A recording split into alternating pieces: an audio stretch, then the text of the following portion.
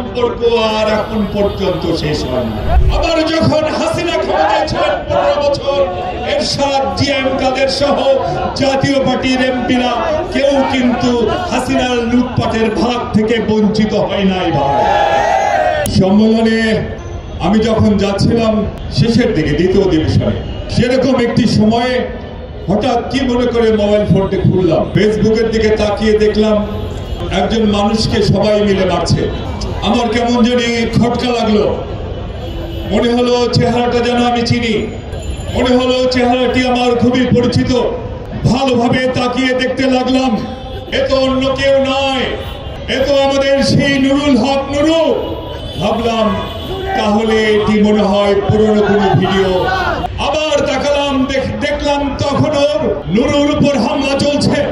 আমার মনে আবার খটকা লাগলো, নুরুর উপর অনেক হামলা এর আগে দেখেছি, এত দীর্ঘ সময় ভাবে এরকম হামলা, এত পরিচিত ভাবে এরকম হামলা তো আমি কখনো নুরুর উপর দেখিনি।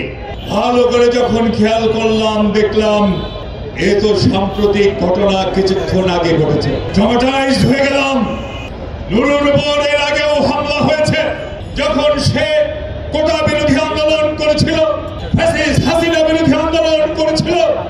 আমরা নুরুর শরীর থেকে বারবার রক্ত ঝরতে দেখেছি, বারবার নুরুকে রাজপথে পড়ে যেতে দেখেছি, যেন হৃদয় বারবার আমাদের বিদীর্ণ হয়ে গেছে নুরুর সেই রক্তাক্ত চেহারা দেখে। এখন তো স্বৈরাচার পালিয়ে গেছে, এখন তো স্বৈরাচার নাই, তাহলে আজ নুরুকে রক্তাক্ত করছে কারা? ভালো মতো খোঁজ খবর নিলে বেশি খোঁজ খবর নিতে হয় না। ইতিপূর্বে অনেক বক্তায় বলে গেছেন, আমরা বারবার বলেছি প্রফেসর ইউনূস সাহেবকে, ইউনূস সাহেব আপনার প্রশাসনের বিভিন্ন স্তরে স্তরে হাসিনার আন্ডা বাচ্চারা রয়ে গেছে, তাদের বিরুদ্ধে আপনি ব্যবস্থা গ্রহণ করুন। ব্যবস্থা কিছু কিছু হয়েছে, বেশিরভাগ ক্ষেত্রেই হয়।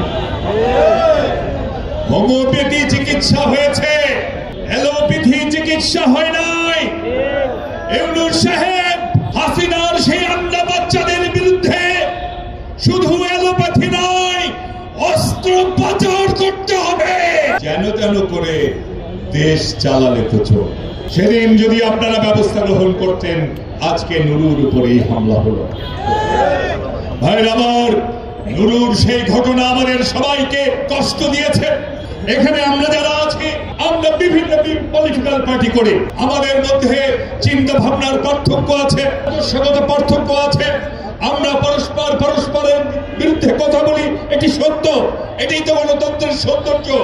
কিন্তু একটি জায়গায় আমরা কিন্তু সব একমত। সেই বেনিজম সেলিনি, তিনি ফ্যাসিবাদ প্রতিষ্ঠা করে গেছেন, সেই ফ্যাসিজমের বাংলাদেশি সংস্করণ যিনি বাংলাদেশে চালু করেছিলেন, শেখ হাসিনা ওয়াজেদ, বিখ্যাত রাষ্ট্রবিজ্ঞানী ম্যাকিয়াভেলির সুযোগ্য ছাত্রী শেখ হাসিনার বিরুদ্ধে বাংলাদেশের ক্রিয়াশীল ডাবল রাজনৈতিক দল, গুটি কয়েক দুষ্কৃতিকারী দল ছাড়া আমরা সবাই একটা জায়গায়, এক শরীর, এক মন, এক রক্ত, এক কণ্ঠ। ফ্যাসিবাদের জায়গা বাংলাদেশে আর আমরা হতে দেব না। বিদেশের মাটিতে বসে যারা বারবার বাংলাদেশকে নিজ নাগালে আনার স্বপ্ন দেখে, তাদের উদ্দেশ্যে বলতে চাই, বাংলাদেশ আর কখনোই পৃথিবীর অন্য কোন দেশের পুতুল খেলার পাত্র হবে না। আমার সময়, সে সময় যারা ছাত্র নেতা ছিলেন, আপনারা সবাই জানেন, জাফর জালাল, দেপালী সাহা, প্রিন্স ইয়াহিয়া বাবলু সহ অসংখ্য শহীদের রক্তের বর্জ্যে ছাত্র আন্দোলন গড়ে উঠেছিল। যে ছাত্র আন্দোলনের মুখে 1986 সালে এরশাদ যখন পালানোর কাউন্টডাউন শুরু হয়ে গিয়েছিল, ঠিক সেই সময় একজন মহিলা, কখনো তিনি তিলক পরেন, কখনো তিনি হিজাব পরেন, রহস্যময়ী এক মহিলা আগের দিন এরশাদের সাথে লন্ডনে গিয়ে পরের দিন এসে এরশাদের আঙিনায় গিয়ে এরশাদকে টিকিয়ে রেখেছিলেন। সেই থেকে জাতীয় পার্টি এবং আওয়ামী লীগ যে এক প্রেমে বন্দী হয়েছে, তাদের সেই মধুর সম্পর্ক আর এখন পর্যন্ত শেষ হয়নি। সেই সময় একটি সিগারেটের বিজ্ঞাপন ছিল, গোল্ড সিগারেট, তা হচ্ছে তামাক এবং ফিল্টার দুজনে দুজনার। ঠিক সেরকমই আওয়ামী লীগ এবং জাতীয় পার্টি এ যেন দুজনে দুজনার। যখনই এরশাদ বিপদে পড়েছেন, হাসিনা তার পাশে গিয়ে দাঁড়িয়েছেন। যখনই হাসিনা বিপদে পড়েছেন, বন্ধু তাকে বলে নাই, মনো কষ্ট দেয় না, ঠিক সময় মতো পাশে গিয়ে দাঁড়িয়েছেন। তাদের দুজনের গুরু এক, তাদের কেবলা এক।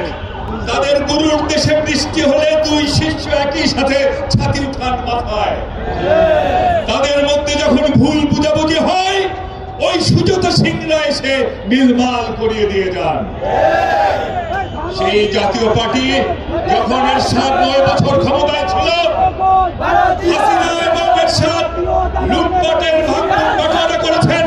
আবার যখন হাসিনা ক্ষমতায় ছিলেন 15 বছর, এরশাদ, জিএম কাদের সহ জাতীয় পার্টির এমপিরা কেউ কিন্তু হাসিনার লুটপাটের ভাগ থেকে বঞ্চিত হয় নাই ভাই। তাই যে কথাটি বলতে চাই, জাতীয় পার্টি ধোয়া তুলসী পাতা নয়। হাসিনার বিচার যেমন হবে বাংলাদেশে, হাসিনার দোসর জাতীয় পার্টির বিচারও বাংলাদেশের মাটিতে হতে হবে। একটি তদন্ত কমিটি হয়েছে, ভেরি গুড। তদন্ত কমিটি বেশি সময় লাগবার কথা নয়। ভিডিও আমরা সবাই দেখেছি। ভিডিও ফুটেজে কারা কারা নুরুর উপর হামলা করেছে, আমাদের হুইল চেয়ারে এসেছেন, কারা তাদের উপর হামলা করেছে সমগ্র জাতি দেখেছে। যত তাড়াতাড়ি সম্ভব চিহ্নিত করে বিচারের ব্যবস্থা করুন, নইলে আমরা মঞ্চে আমরা কিন্তু এক, প্রয়োজনে আমরা এক হয়ে আবার মাঠে নামবো। আন্ডা বাচ্চা যা আছে, সহযোগী যা আছে, পাড়া পাড়া ঘেরাও করে পাহারা দিয়ে একদম জায়গা মতো পাঠিয়ে দেব। অনেকেই অনেক স্বপ্ন দেখছেন, আমরা লক্ষ্য করছি। অনেকেই ভাবছেন আপা বুঝি আবার ঈশা করবে। অনেকেই প্রস্তুতি নিচ্ছেন। স্বপ্ন দেখেন, স্বপ্ন দেখতে কিন্তু বাধা নেই, স্বপ্ন দেখতে পারে। কিন্তু একটা কথা মনে রাখবেন, শেখ হাসিনা বাংলাদেশের রাজনীতিতে ক্লোজ চ্যাপ্টার, এই চ্যাপ্টার আর খোলার সুযোগ নাই। যে স্বৈরাচার জনগণের ধাক হয়ে পালিয়ে যায় পৃথিবীর বুকে, সেই স্বৈরাচার আর ফিরে আসার কোন রকম নজির নাই। সুতরাং বাংলাদেশের রাজনীতিতে শেখ হাসিনা একটি মৃত অধ্যায়। মৃত মানুষ যেমন মারা যাওয়ার পর আর ফিরে আসে না, আসে? যদি আসতো তাহলে সব গোরস্থানী আত্মীয় স্বজনদের ভিড় জমত, তখন কে আবার ফিরে? মৃত মানুষ যেমন ফিরে আসে না, রাজনৈতিক ভাবে মৃত ব্যক্তিও রাজনীতিতে ফিরে আসার কোনো সুযোগ নাই। বাংলাদেশের বঙ্গোপসাগরের তাবৎ জলরাশি এক রাতে শুকিয়ে যাবে, সেটি যেমন অসম্ভব, বাংলাদেশের রাজনীতিতে শেখ হাসিনার প্রত্যাবর্তন ঠিক তেমনি একটি অসম্ভব বিষয়। আপা আবার আসবে, আপা এসে আবার বলবে ইউনূসকে পদ্মা সেতুর নিচে চুবানি খাওয়াবো। স্বপ্ন দেখছেন, আপা আবার আসবে, এসে বলবে খালেদা জিয়াকে চুপ করে ফেলে দেবো। আপা আবার বলবে আমার আসলে অন্য কিছু নাই, ক্ষমতাটা দরকার। আপা আবার এসে কাঁঠালের বার্গার খাওয়ার পরামর্শ দিবেন, মিষ্টি কুমড়ার বেগুনি খাওয়ার পরামর্শ দিবেন। এই দিন আর আসবে না। কাকু আবার এসে বলবেন ওরা কারা, ওরা কোত্থেকে এলো। কাকু এসে সুন্দরী পরিবেষ্টিত হয়ে বলবেন আহারে আমার নেত্রীর উন্নয়ন গানে গানে বিউটি পার্লার হয়ে গেছে। সেই দিন আর আসবে না। স্বপ্নের রুই মাছই তো খাবেন, পুঁটি মাছ খাবেন কেন? কিন্তু একটি কথা মনে রাখবেন, ওই স্বপ্নের বাস্তবায়ন যদি বাংলাদেশে করতে আসেন বা রাস্তায় নামেন, আমরা কিন্তু আর হাত গুটিয়ে বসে থাকবো না। আবার আমার কোন ভাইয়ের শরীর থেকে, কোন জুলাই যোদ্ধার শরীর থেকে যদি রক্ত ঝরে, যারা রক্ত ঝরাবে তার গায়ে কি পোশাক আছে, কি রঙের পোশাক আছে, তা দেখবার টাইম কিন্তু আমাদের না। নরেন্দ্র মোদী সাহেব, আপনাকে আওয়ামী লীগের দুইজন নেতার একটা উক্তি আপনাকে শোনাতে চাই। উনি মারা গেছেন সুরঞ্জিত সেনগুপ্ত। উনি বলেছিলেন, বাঘে ধরলে ছাড়ে, হাসিনা ধরলে ছাড়ে না।